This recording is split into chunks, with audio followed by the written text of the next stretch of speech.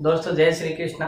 आज हम नया एक संघ पढ़ रहे हैं अपना RRR LF RRR LF राजा राम मोहन राय लाइब्रेरी फाउंडेशन। इसकी स्थापना 20 मई 1972 को इसकी स्थापना की गई। क्यों की गई?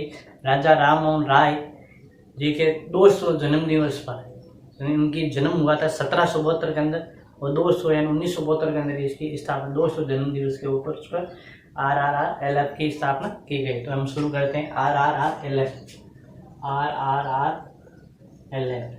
राजा राम मोहन राय लाइब्रेरी फाउंडेशन इसका फुल फॉर्म है।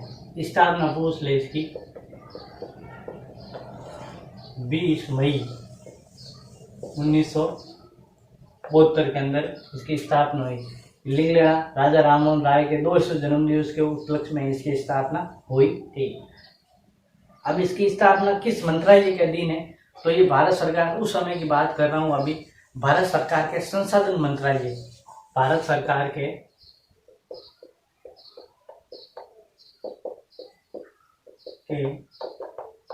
संसाधन मंत्रालय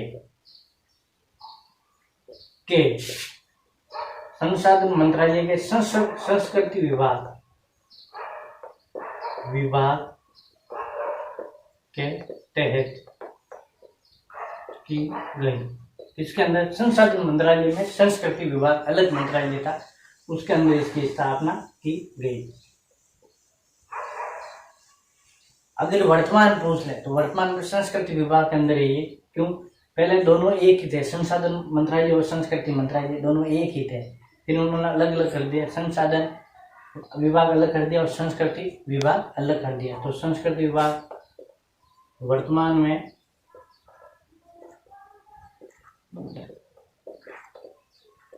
संस्कृति विभाग में के अधीन है। संस्कृति विभाग के अधीन है, ये याद रख लेना। किस विभाग के अंदर है वर्तमान में? तो संस्कृति विभाग के अधीन है। पहले दोनों एक ही थे, इसीलिए पूछते हैं संसाधन। कहीं जगह आप देख लेना मिस प्रिंट आती होगी, संसाधन मंत्रालय लिखा होता अभी भी, लेकिन अभी क्या है? संस्कृति विभाग के अधीन ये है। अब हम पढ़ते हैं RRR की गतिविधियां। तो इसकी गतिविधियां क्या क्या है ये हमने लिखने का प्रयास करते हैं।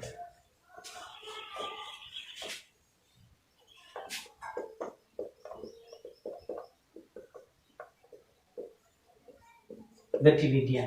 तो सबसे पहले RRR में कैटलॉगिंग इन पब्लिकेशन यानी प्रकाशन से पूर्व सूचीकरण शुरू किया गया। कैटलॉगिंग इन पब्लिकेशन यानी प्रकाशन से पूर्व सूचीकरण।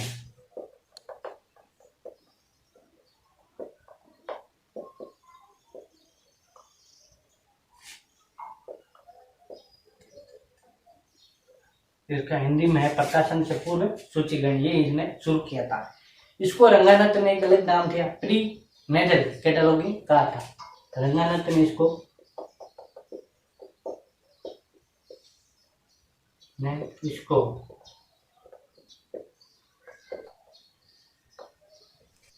प्री नेटल कैटलॉगिंग कहा था।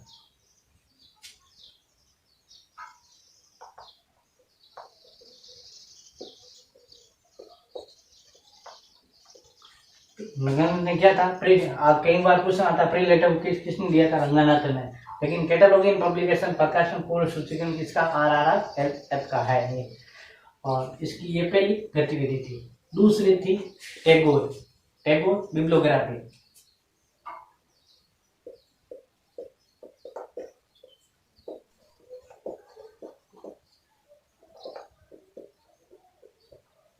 टैगोर बिब्लियोग्राफी, ये उसकी दूसरी गतिविधि थी। अगर तीसरी राजा राम मोहन राय की ग्रंथ सूची, तीसरी क्या है?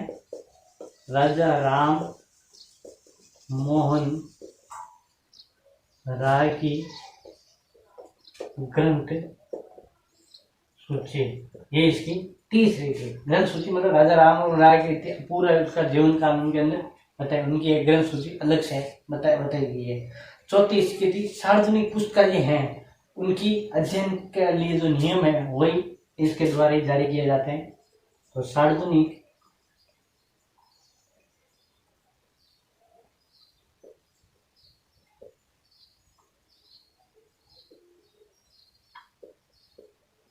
नियम किसके द्वारा जारी किए जाते हैं? RRLF द्वारा जारी किए जाते हैं।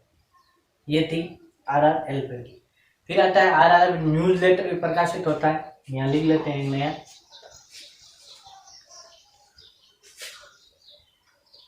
RRLF न्यूज लेटर प्रकाशित हो रहा है। अभी भी वर्तमान में भी ये प्रकाशित होता है। कब शुरू हुआ था? 1981 के अंदर ये शुरू हुआ था।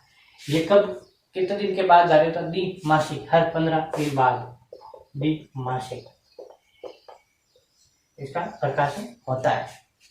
फिर आता है ग्रंथाना। पिछली बार क्वेश्चन आया था ग्रंथाना, RRLF का ही है ग्रंथाना।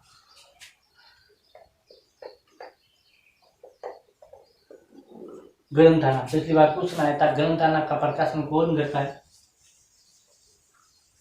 तो RRLF करता है। कब शुरू किया गया था? 1980 के अंदर। 1980 के अंदर। ये अर्धवार्षिक है, हर 6 महीने के अंदर जारी किया जाता है। ग्रंथाना नाम का एक न्यूज लेटर आता है। कब जारी किया जाता है? प्रकाशन है ग्रंथाना नाम से 1980 के अंदर शुरू किया। और कब है? अर्धवार्षिक है।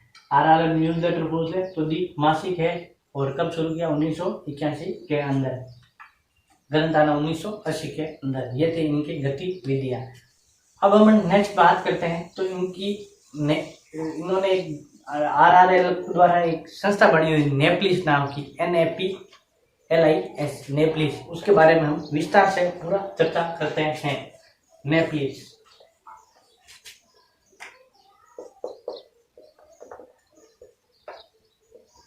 NAPLIS नेपलिस शुरू किया गया इन्होंने 1983 के अंदर। कौन? BB बरुआ की अध्यक्ष के अंदर नेपलिस नाम की एक प्रारूप तैयार किया गया था 1983। BB बरुआ। अपन इसको पूरा पढ़ रहे हैं इसलिए, नहीं ये कोई नहीं लिखा था, सीधा अगला वही पॉइंट वो लिखा देते, हम नेक्स्ट लिखेंगे, ये कोई नहीं लिखा था। इसने शुरू किया BB बरुआ ने। BB बरुआ की अध्यक्षता में नेपलिस का प्रारूप तैयार किया। प्रारूप तैयार किया। फिर आता है नेपलिस किसकी अध्यक्ष क्या थी? नेपलिस के अध्यक्ष प्रारूप बनाया। ये तो खाली सिर्फ प्रारूप बनाया था कि हम ये नेपलिस नाम की शुरू करेंगे। लेकिन 1985 के अंदर नेपलिस ओरिजिनल रूप से कब शुरू किया? 1985 के अंदर। किसकी अध्यक्षता में? DB चट्टोपाध्याय की अध्यक्षता में। नेपलिस का गठन पूछ ले तो 1985, मतलब उनके 2 साल बाद में ही ये शुरू किया गया था। DB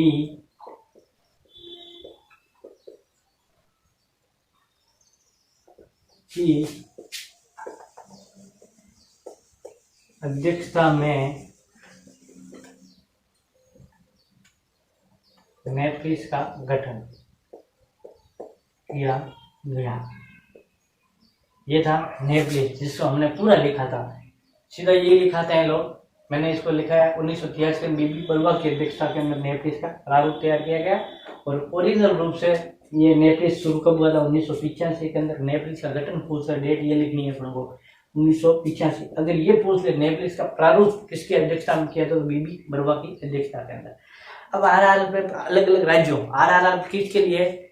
पब्लिक लाइब्रेरी के लिए। तो पब्लिक लाइब्रेरी अलग अलग राज्यों को वो एक फंड ट्रांसफर करता है। तो फंड ऐसे ट्रांसफर करता है, उसके लिए उन्होंने एक अलग रूल या प्रारूप बनाया हुआ, उसके हिसाब से वो फंड ट्रांसफर करता है। अब की बात वापस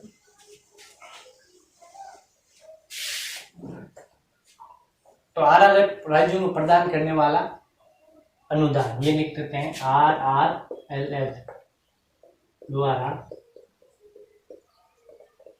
राज्यों को प्रदान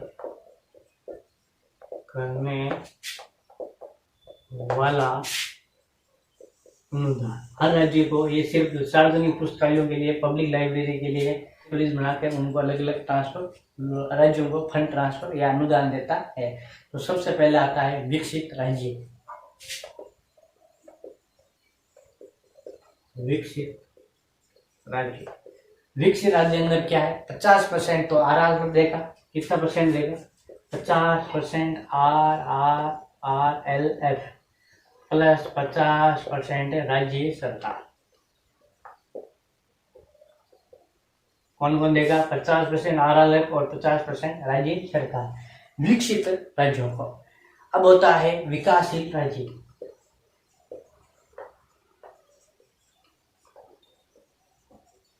विकासशील राज्य, विकासशील राज्य के अंदर क्या है, 60% देगा RRLF और 40% देगा राज्य सरकार। तो ये है 60%, वो भी RRLF और 40% क्या है, राज्य सरकार।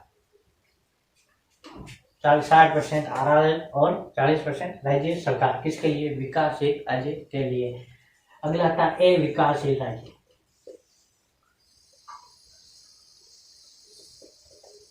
अविकासशील राज्य, अविकासशील के अंदर क्या है, RR देगा 90%, कितना देगा, 90%, और राज्य सरकार देगा सिर्फ 10%। RR कितना, अविकासशील राज्य को 90% और 10% राज्य सरकार देगी अविकासशील राज्यों को। इनकी 3 कैटेगरीज, इनको अलग अलग भाग के अंदर 3 कैटेगरीज, विकासशील, विकसित, विकासशील और अविकासशील राज्य। अगर अविकासशील की बात करें तो इसके अंदर जो पूर्वोत्तर के राज्य हैं वो सारे इसके अंदर आते हैं। पूर्वोत्तर राज्य इसके अंदर आते हैं, अविकासशील राज्य के अंदर आते हैं।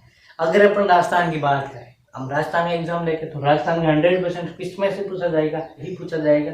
तो राजस्थान किसके अंदर है, तो राजस्थान है विकासशील राज्य के अंदर है। किसके अंदर, विकासशील राज्य। 2 नंबर कैटेगरी के अंदर क्या है, तो राजस्थान का यहाँ लिख लेते हैं, राजस्थान विकासशील राज्य में है। अगर लाइब्रेरी का पूछ ले राजस्थान किसके अंदर है, तो विकासशील, इम्पोर्टेंट, एकदम इम्पोर्टेंट, 100% क्वेश्चन मिलेगा आपको। राजस्थान कहाँ पर है, विकासशील। अगर आप मैंने पढ़ा है उस पर गौर देखो, विकास अविकासशील मतलब मैंने लिख दिया पूर्वोत्तर राज्य, इसके अंदर राजस्थान तो हो ही नहीं सकता। बच्चे विकसित और राज्य, विकसित राजस्थान के अंदर ऐसे पुस्तकालयों की कमी है, तो राजस्थान किसके अंदर आएगा, विकासशील, जिसके अंदर 60% और 40% फंड देता है RRLF और राज्य सरकार। ये थी अपने RRLF, जिसको हमने पूरा A to Z पढ़ने की पूरी कोशिश की। तो अगर आपको अच्छा लगा वीडियो तो इसको जरूर एक बार कमेंट्स के अंदर मुझे जरूर बताएं। तब आप मिलते हैं अपने नेक्स्ट क्लास के अंदर, तब तक के लिए आप सबको जय श्री कृष्णा।